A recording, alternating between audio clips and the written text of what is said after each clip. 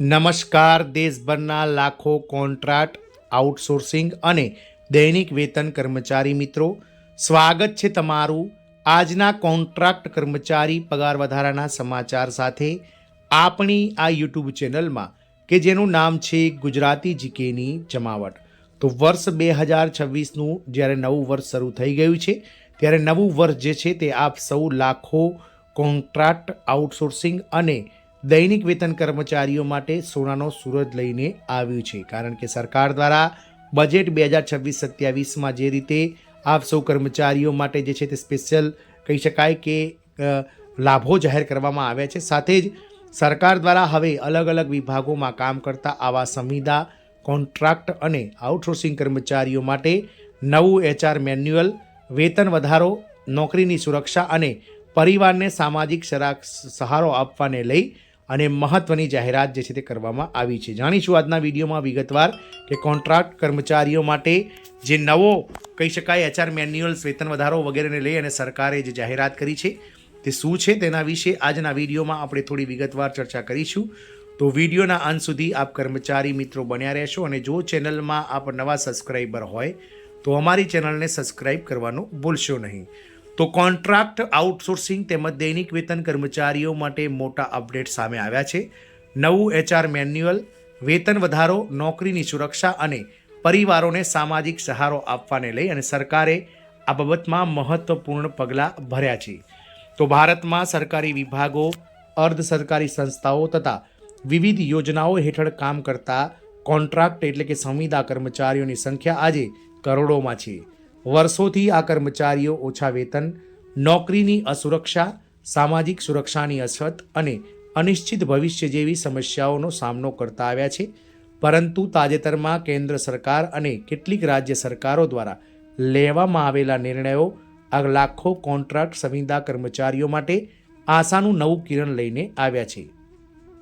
તાજેતરમાં બહાર પાડવામાં આવેલા કોન્ટ્રાક્ટ એમ્પ્લોયી ન્યૂઝ અનુસાર સંવિદા કર્મચારીઓ માટે એટલે કે જે કોન્ટ્રાક્ટ કર્મચારીઓ છે તેના માટે સરકારે નવું HR મેન્યુઅલ, વેતન વધારાની વ્યવસ્થા તેમજ મોંઘવારી સાથે જોડાયેલા પગાર પ્રણાલી તેમજ મૃત્યુ બાદ પરિવાર માટે અનુકંપા જેવી મહત્વપૂર્ણ સુધારાઓ કરવામાં આવ્યા છે.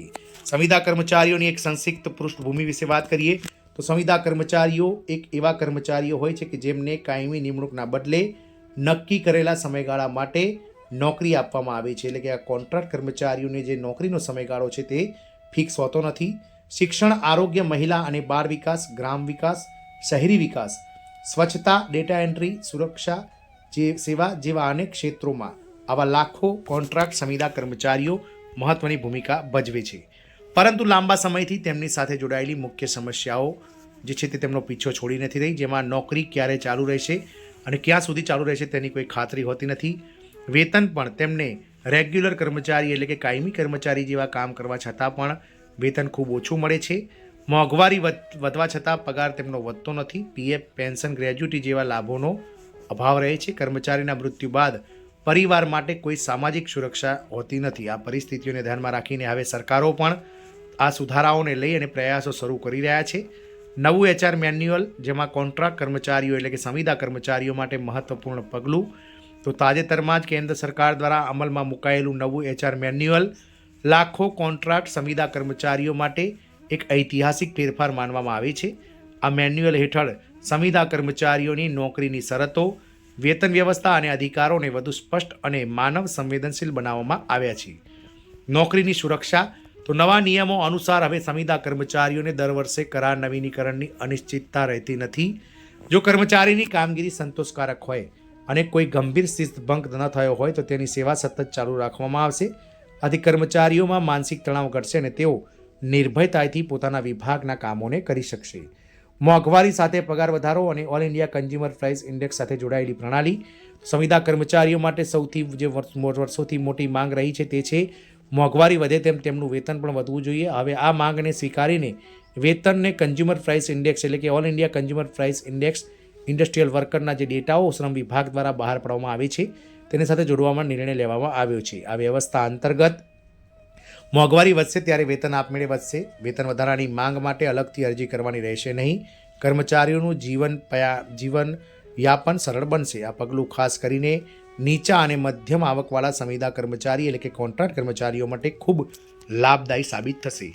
વેતન વધારો અને ભથ્થા. તો નવા સમાચાર અનુસાર અનેક રાજ્યોમાં કોન્ટ્રાક્ટ કર્મચારીઓ સંવિદા કર્મચારીઓ માટે વેતન વધારાની જાહેરાતો અગાઉથી કરવામાં આવી છે.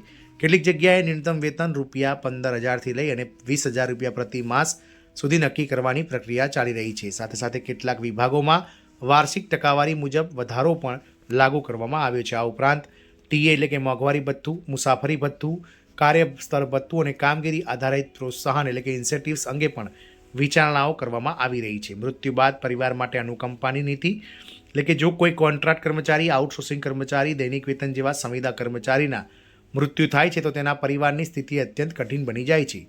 અગાઉ આવા પરિવારોને કોઈ સ્થાયી સહારો મળતો ન હતો, પરંતુ નવા HR મેન્યુઅલ હેઠળ હવે અનુકંપા નીતિ એટલે કે જે કોન્ટ્રાક્ટ કર્મચારી મૃત્યુ પામ્યો હોય તેના વારસદારમાંથી જે ભણેલ ગણેલ હોય તેવા વ્યક્તિને નોકરી આપવામાં આવશે. મૃત્યુ બાદ કહી શકાય આ નીતિ મુજબ કર્મચારીઓના અવસાન બાદ પરિવારને એકમુષ્ટ આર્થિક સહાય અથવા તો પરિવારના પાત્ર સભ્યને સરકારી અથવા સંવિદા કર્મચારી આધારિત કહી શકાય નોકરી આપવામાં આવશે. આ બે વિકલ્પોમાંથી એક પસંદ કરવાની છૂટ આપવામાં આવે છે. આ પગલું કોન્ટ્રાક્ટ કર્મચારીઓ માટે મોટી સામાજિક સુરક્ષા તરીકે જોવામાં આવે છે. રજા અને ટ્રાન્સફર અંગે સુધારા. નવા નિયમો મુજબ સંવિદા કર્મચારીઓને પણ હવે વાર્ષિક રજા, કેઝ્યુઅલ લીવ્સ, આરોગ્ય સંબંધિત રજા જેવી સુવિધાઓ આપવામાં આવશે. સાથે સાથે યોગ્ય કારણસર ટ્રાન્સફર માટે અરજી કરવાની વ્યવસ્થા બનાવવામાં આવી છે. આથી કર્મચારીઓના વ્યક્તિગત અને વ્યવસાયિક જીવન વચ્ચે સંતુલન જળવાઈ રહે.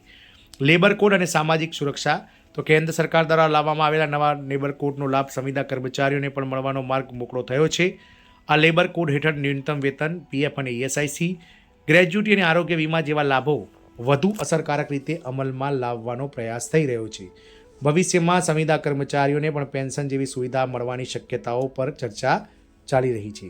સંવિદા કર્મચારી એટલે કે કોન્ટ્રાક્ટ કર્મચારીઓ માટે આ બદલાવનું મહત્વ. આ તમામ સુધારાઓથી સ્પષ્ટ થાય છે કે હવે સરકાર કોન્ટ્રાક્ટ, આઉટસોર્સિંગ તેમજ સંવિદા કર્મચારીઓને માત્ર અસ્થાયી કામદારો તરીકે નહીં પરંતુ કાર્યશક્તિના મહત્વપૂર્ણ ભાગ તરીકે સ્વીકારી રહી છે. વેતન વધારો, નોકરીની સુરક્ષા અને સામાજિક સુરક્ષા જેવી વ્યવસ્થાઓ સંવિદા કર્મચારીઓના જીવન સ્તરમાં નોંધપાત્ર સુધારો લાવશે. સંવિદા કર્મચારીઓ માટે તાજેતરમાં આવેલા આ એક સમાચાર નવી આશા અને વિશ્વાસનો આધાર છે. વર્ષોથી અવગણના ભોગવતા આ કર્મચારીઓ માટે હવે ધીમે ધીમે ન્યાય અને સન્માનની દિશામાં પગલાં લેવાઈ રહ્યા છે.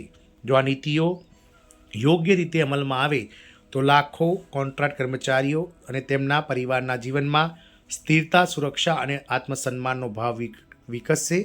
આવતા સમયમાં સરકારો તરફથી વધુ સકારાત્મક નિર્ણયો લેવાશે તેવી અપેક્ષા સાથે સંવિદા કર્મચારીઓ એટલે કે કોન્ટ્રાક્ટ કર્મચારી, આઉટસોર્સિંગ કર્મચારી અને દૈનિક વેતન કર્મચારીઓનું ભવિષ્ય હવે થોડું વધારે ઉજ્જવળ દેખાઈ રહ્યું છે. આમ સરકાર દ્વારા જે છે તે વર્ષ 2026ની શરૂઆતમાં જ નવા કોન્ટ્રાક્ટ કર્મચારીઓ માટે મહત્વપૂર્ણ જે છે તે જોગવાઈઓ કરવામાં આવી છે. જય હિન્દ, અસ્તુ.